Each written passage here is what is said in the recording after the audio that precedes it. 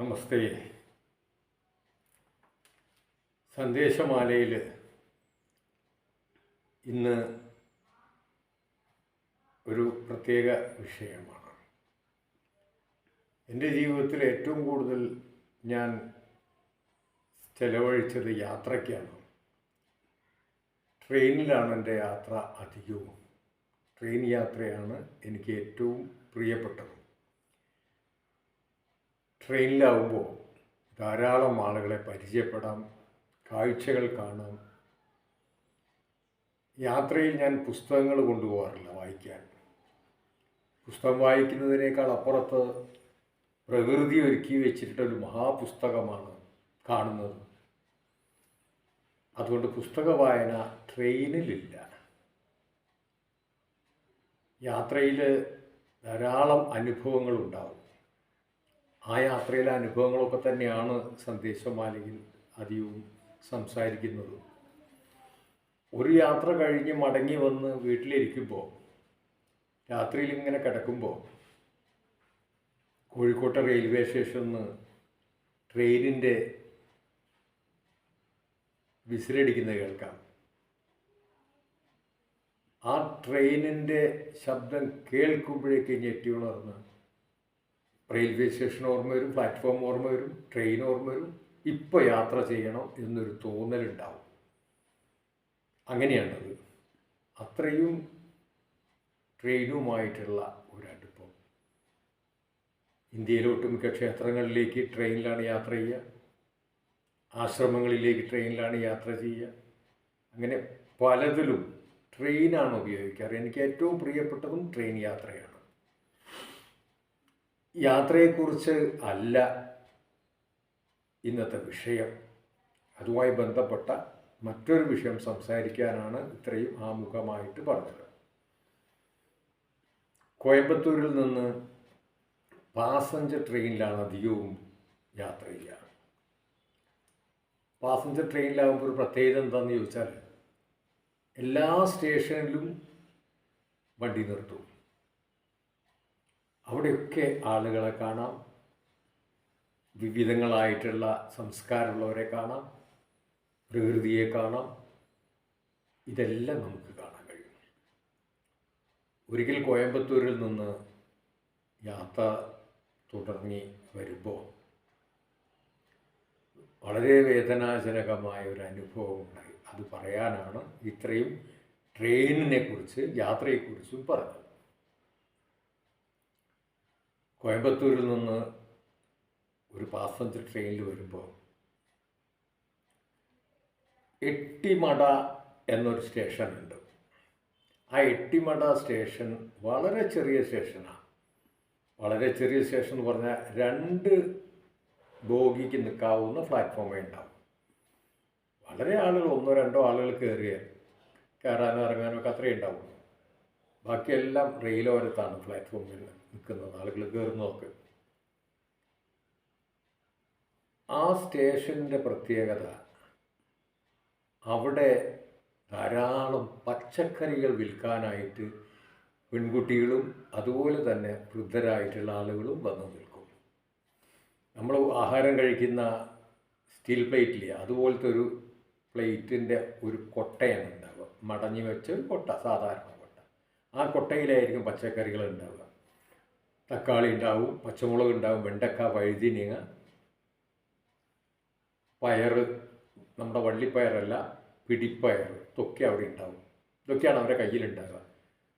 ഒരു ഐറ്റത്തിന് 2 രൂപയായിരുന്നു അന്ന് വില. പിന്നീട് 3 ആയി. പിന്നീട് 5 രൂപ ആയപ്പോഴുള്ള ഒരു അനുഭവമാണ് പറയുന്നത്. ആ എട്ടിമടയിൽ എത്തുമ്പോഴേക്ക് സ്ത്രീകളൊക്കെ ചില്ലറ മാറി കയ്യിൽ വെച്ചിട്ടുണ്ടാവും. വേഗം കൊടുക്കുക, വേഗം വാങ്ങുക.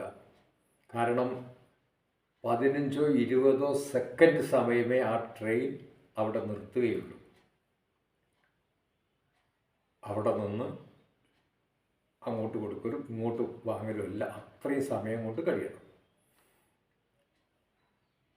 ഒരു ട്രെയിൻ അങ്ങനെ, പാസഞ്ചർ ട്രെയിൻ അവിടെ വന്നു നിന്നു. ആളുകളെല്ലാം സാധനങ്ങൾ വാങ്ങുന്നു, കാശ് കൊടുക്കുന്നു. ഒരു 40-45 വയസ്സായിട്ടുള്ള ഒരു യുവാവ്. ആ യുവാവ് സാധനം വാങ്ങാൻ പോയി 3 ഐറ്റംസ് വാങ്ങി. 3 ഐറ്റംസ് വാങ്ങും 15 രൂപ. അവൻ 20 രൂപ എടുത്ത് കയ്യിൽ വെച്ചിട്ട് പറഞ്ഞു 5 രൂപ ബാക്കി ഇങ്ങോട്ട് താ, 20 ഞാൻ അങ്ങോട്ട് തരാം. ആ പെൺകുട്ടി പറയുന്നു, എൻ്റെ കയ്യിൽ 5 രൂപ ഇല്ല, നിങ്ങൾ വേണമെങ്കിൽ ഒരു സാധനം കൂടി എടുത്തോളൂ, ഒന്നും കൂടി എടുത്തോളൂ, എന്നിട്ട് 20 തന്നേക്കുക. ഇവൻ തർക്കിക്കുകയാണ്, 5 രൂപ ഇങ്ങോട്ട് താ, എന്നാൽ ഞാൻ 20 അങ്ങോട്ട് തരാം. അങ്ങോട്ട് പറഞ്ഞുകൊണ്ടിരിക്കെ ട്രെയിൻ ഇളകി. കുട്ടി പറയും, എൻ്റെ സാധനം അങ്ങോട്ട് ഇട്ടേക്കൂ, എൻ്റെ സാധനം പുറത്തേക്ക് തരൂ, ഇങ്ങോട്ട് തരൂ എന്ന് കുട്ടി ഇങ്ങനെ പറഞ്ഞ് ട്രെയിനിൻ്റെ പിറകെ വരുന്നു. അവൻ സാധനവും വിട്ടു കൊടുത്തില്ല, പൈസയും കൊടുത്തില്ല. ട്രെയിൻ അങ്ങോട്ട് പോയി. ആ കുട്ടിയുടെ മുഖഭാവം അപ്പോഴത്തെ ഒന്ന് കാണേണ്ടതാണ്. ഏതൊരാളുടെയും ഹൃദയം അലിഞ്ഞു പോകും ആ മുഖഭാവം കാണുമ്പോൾ. അന്നത്തെ അന്നത്തിനുള്ള വകയാണ് തിരയുന്നത്, നഷ്ടപ്പെട്ടതിപ്പോൾ.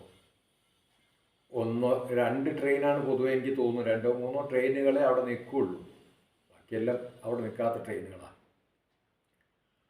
ആ കുട്ടിയുടെ ദയനീയമായ ആ മുഖം ഇന്നും മനസ്സിൽ ഇങ്ങനെ തെളിഞ്ഞു നിൽക്കുക. വർഷങ്ങൾ എത്രയോ കഴിഞ്ഞു, ആ കുട്ടി വലുതായി, അതിന് കുട്ടികളായി ഒക്കെ ഉണ്ടാവുക. അപ്പം ഞാൻ ചിന്തിച്ചത്, ഈ കുട്ടി വീട്ടിൽ പോയി അമ്മയോട് പറയുമ്പോൾ, അമ്മ നീ കളവ് പറയാണ് എന്നൊക്കെ പറയുമോ എൻ്റെ മനസ്സ് ഒരു ചിന്ത വെറുതെ വന്നു. അപ്പോൾ തന്നെ മനസ്സതിന് ഉത്തരവും തന്നു.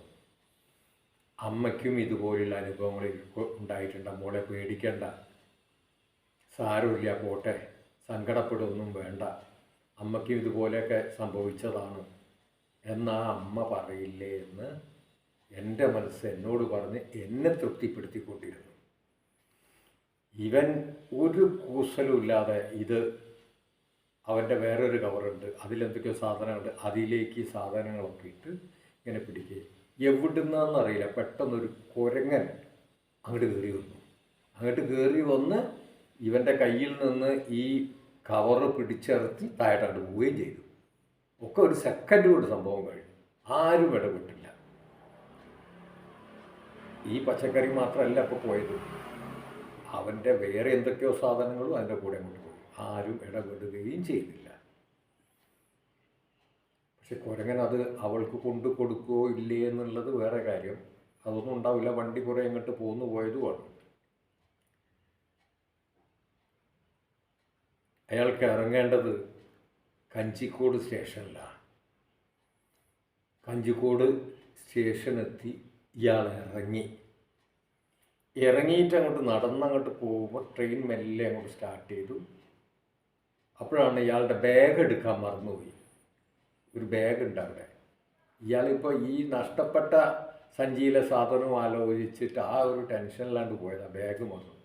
ഉടനെ അവൻ ട്രെയിനിൻ്റെ പിറകെ നടന്നിങ്ങോട്ട് വന്നിട്ട് പറഞ്ഞു, അവിടെ ഒന്ന് ആ ബാഗ് എടുത്ത് ഇങ്ങോട്ടിടും, അത് ആ നീല ബാഗ് എൻ്റെതാണ്, അതൊന്നും എടുത്ത് ഇങ്ങോട്ടിടും എന്ന് ഒരു കുട്ടിയും ബാഗ് എടുത്തിട്ട് കൊടുത്തില്ല. ട്രെയിൻ അങ്ങോട്ട് പോവുകയും ചെയ്തു. പണ്ട് പറയാറുണ്ടല്ലോ, കൊടുത്താൽ കൊല്ലത്തും കിട്ടുമെന്ന്. അപ്പം അതാ തോന്നിയത്. ഇങ്ങനെ മനുഷ്യനെ ചതിച്ചിട്ട് ഈ സാധനം കൊണ്ടുപോയി അവൻ്റെ കുട്ടികൾക്ക് തീറ്റി കൊടുത്താൽ ആ കുട്ടികൾക്ക് അത് ദഹിക്കും. കാരുണ്യമില്ലാത്ത ഇതുപോലുള്ള എത്രയോ ആളുകൾ സമൂഹത്തിലുണ്ട്. ബാക്കിയുള്ള വാങ്ങിയ എല്ലാ ആളുകളും അവിടുത്തെ സാധാരണ ജനങ്ങളാണ്, വാങ്ങിയവരൊക്കെ വിദ്യാഭ്യാസം കുറവാണ്. ഇവൻ വിദ്യാഭ്യാസം ഉള്ളവനാണ്, അവനെ ഇങ്ങനത്തെ കുരുട്ട് ബുദ്ധികൾ തോന്നുകയുള്ളൂ. ആ 5 രൂപ ഇനി അയാൾക്ക് നഷ്ടപ്പെട്ടാൽ 20 അങ്ങോട്ട് കൊടുത്താലും ആ കുട്ടിയുടെ പ്രാർത്ഥന അദ്ദേഹത്തിന് കിട്ടില്ലേ? ആ പ്രാർത്ഥന പോലും വാങ്ങാതെ, കിട്ടാതെ, അനുഭവിക്കാൻ യോഗമില്ലാതെ ഇപ്പം എന്തുണ്ടായി? കയ്യിലുള്ളതും പോയി. നമ്മൾ ഈശ്വരൻ ക്ഷിപ്രപ്രസാദിനിയാണ് എന്ന് പറയാറില്ലേ? കർമ്മം ചെയ്തതിൻ്റെ ഫലം ഒരുപാട് കാലം ഒന്നും കാത്തിരിക്കേണ്ട. ദുഷ്കർമ്മത്തിൻ്റെ ഫലം അപ്പം തന്നെ അവിടുന്ന് കിട്ടും. നമ്മളാരും അങ്ങനെ ആവാതിരിക്കട്ടെ എന്ന് മാത്രം പറഞ്ഞുകൊണ്ട്